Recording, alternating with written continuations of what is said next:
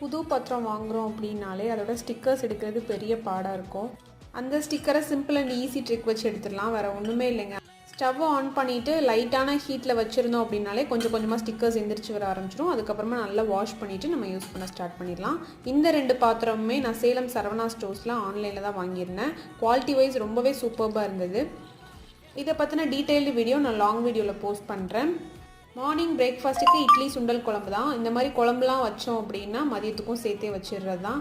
Sometimes night கூட இருக்கும். Taste அவ்வளோ சூப்பர்வாக இருக்கும். சாப்பிட்டுட்டு காய்ச்சி வச்சுருந்த பாலை குடிச்சிட்டு மீஷோவில் சில ப்ராடக்ட்ஸ் ஆர்டர் பண்ணியிருந்ததெல்லாம் ரிசீவ் ஆயிருந்தது. அதை தான் ஓப்பன் பண்ணி பார்த்துட்டு இருந்தேன். வீட்டில் நான் டெக்கரேஷனுக்குன்னு சொல்லிட்டு பெருசாக இன்வெஸ்ட் பண்ணதே கிடையாது.